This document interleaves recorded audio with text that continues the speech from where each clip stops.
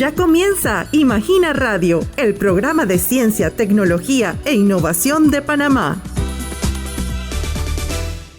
Ya comienza Imagina Radio, el programa de ciencia, tecnología e innovación de la CENACIT. Les saluda en esta ocasión Tamara del Moral.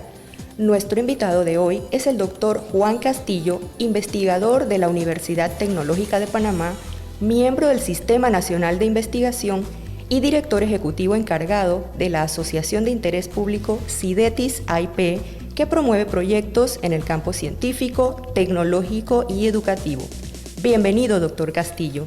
Muchísimas gracias por esta invitación a la CENACIT. Hoy estaré conversando acerca de la inteligencia artificial, los parámetros técnicos que involucran el mismo con la interacción con el Internet de las Cosas, la ética que conlleva esta interacción y también pues cómo responde la sociedad ante esta influencia de las máquinas en la toma de decisiones.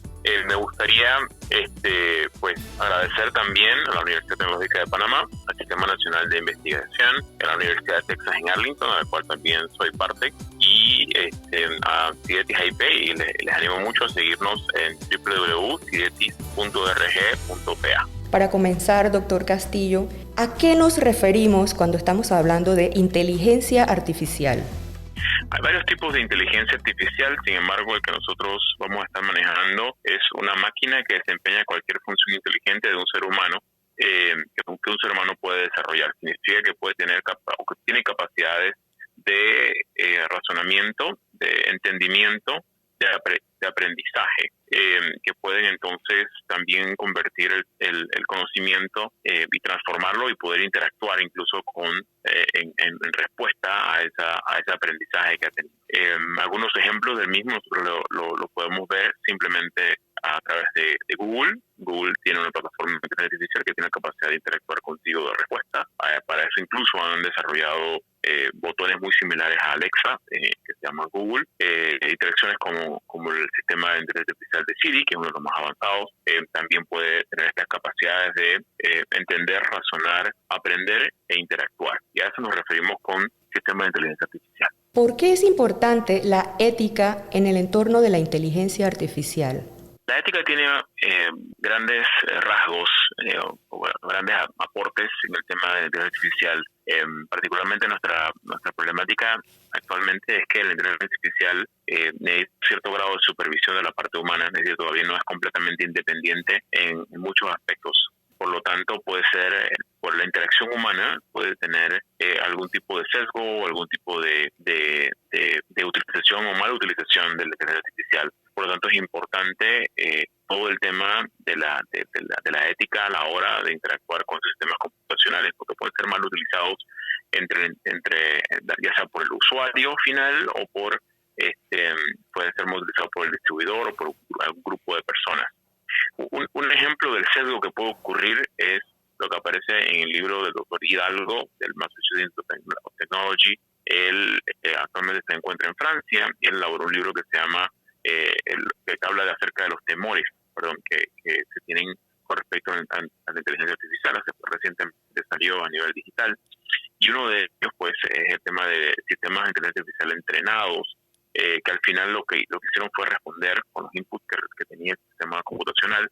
Al final sus respuestas eran, por ejemplo, racistas o denigrantes con un grupo de personas, producto del input que tenían. Asimismo, los sistemas de inteligencia artificial necesitan ser manejados desde una ética adecuada para que pues a la hora de interactuar con un sistema computacional sea utilizado como una herramienta de bien y de bien común. También está todo el tema sensitivo que ha sucedido especialmente en los medios en los últimos años, y cada vez ha estado más en boga el tema del uso de los datos. Y para eso pues existen sistemas y normativas en el país para el tema del uso de los datos, porque la inteligencia artificial se alimenta de grandes cantidades de datos, porque sus algoritmos necesitan esa cantidad de datos para poder disminuir el nivel de variabilidad y mejorar el desempeño. Por lo tanto, pues el tema del acceso a los datos de las personas también tiene que manejarse de una perspectiva ética, puesto que algunos sistemas de inteligencia artificial, pues como son gratuitos, las personas dan tal vez muchos accesos privados a datos personales. Y eso es muy importante también parametrizarlo, crear políticas públicas que permitan proteger al ser humano por dos razones particulares. Una, el tema del riesgo social. Aquella persona que no tiene económicamente disponibilidad para acceder a esa tecnología va a intercambiar sus datos por acceso gratuito al sistema de inteligencia artificial. Y también está el tema del desconocimiento. El desconocimiento para algunas personas es muy aburrido leer lo que habla acerca de las concesiones que uno le da a los sistemas informáticos y simplemente dicen, no, la verdad que check o le pongo gancho a la casilla y avancemos. Y es importante documentar o educar al usuario final.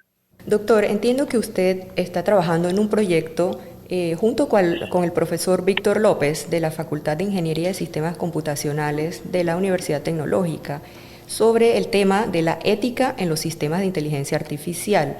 ¿Cuáles son los objetivos y la metodología que están utilizando en este trabajo? Nosotros estamos tratando de abordarlo desde una perspectiva, en la parte metodológica, desde una perspectiva sistémica, puesto que existen muchos actores sociales y hemos estado hablando de definir mejor, cada vez mejor, esos actores sociales que involucran esta toma de decisiones con respecto a la definición de políticas públicas y ética en ciencia de los datos, pero también el tema de el mismo usuario final, cómo llegar al mismo usuario final. Entonces, generalmente lo que se utiliza o en el enfoque que se trabaja para inteligencia artificial es la interacción hombre-máquina. Ya ha habido muchas publicaciones en el MIT acerca de esto y nuestro abordaje tiene la nobleza de tener la interacción de la sociedad-máquina desde una perspectiva de innovación, porque estamos hablando de innovación desde el punto de vista de la reacción de los seres humanos ante las máquinas, y pues por ahora los estamos manejando con 4 hélices, que son pues la sociedad civil, la academia, el sector gubernamental y el sector privado. Y para eso pues desarrollamos el año pasado un webinar. En los objetivos estamos tratando, en el objetivo general, estamos tratando de conocer los mayores retos en Latinoamérica en general con respecto a la ética en el uso del sistema de inteligencia artificial y el impacto que puede tener el Internet de las cosas al generar datos de manera directa y esa captura de datos cómo va a ser, ¿no? Y además el tema en el tema de los objetivos específicos, identificar los dilemas éticos, identificar vulnerabilidades y evaluar cuáles serían las condiciones para el uso de inteligencia artificial de forma ética y en otras palabras que sea beneficioso para el ser humano y que tenga un parámetro correcto para la protección tanto de diferentes grupos vulnerables. Grupos vulnerables, pues estamos hablando de a nivel social, estamos hablando de todos los grupos vulnerables a nivel de pobreza extrema, pobreza multidimensional, grupos étnicos y por supuesto la niñez y la juventud que pueden ser condicionados a cualquier clase de condicionamiento humano y como Latinoamérica ha sufrido mucho con el tema de adoctrinamiento filosófico, pues nosotros quisiésemos a nivel histórico, esto se está dando y quisiésemos nosotros que los parámetros éticos contemplen esa multiculturalidad que tenemos en Latinoamérica y que Panamá es un buen ejemplo de eso. ¿En qué etapa se encuentra el proyecto? Y si puede mencionar algunos hallazgos preliminares o algunos datos que ya han obtenido. Estamos todavía en lo que se llama la revisión de literatura, una etapa bastante sencilla, bastante preliminar. La misma investigación inicial es casi como un estado del arte. A partir de la profundización en la investigación nos estamos dando cuenta de muchas ramificaciones y posibles líneas de investigación a nivel técnico y a nivel de ciencias sociales, por lo que más adelante vamos a estar involucrando otros investigadores en este proyecto. Así que a grandes rasgos, algunas cosas que pudiésemos mencionar en los hallazgos es el hecho de que durante la pandemia se ha estado desarrollando documentación al respecto muy importante, solamente desde Latinoamérica, sino incluso desde los Estados Unidos hacia Latinoamérica para el entendimiento de la ética adicional, pues dentro de los programas de educación virtual como IBM, Initiative, se encuentra todo un programa de educación en ética, que también tenemos una alianza con ellos, de CIP, y ha sido muy importante pues reconocer y ver que existen ya algún tipo de avance en ese sentido. Y algunas de las cosas que nos hemos podido percatar es que, así como las preguntas que usted ha mencionado, no hay mucha claridad con respecto a qué es inteligencia artificial. Todo se dice, pero no se sabe qué es. Y tampoco se tiene un conocimiento o una conciencia de en dónde está la inteligencia artificial.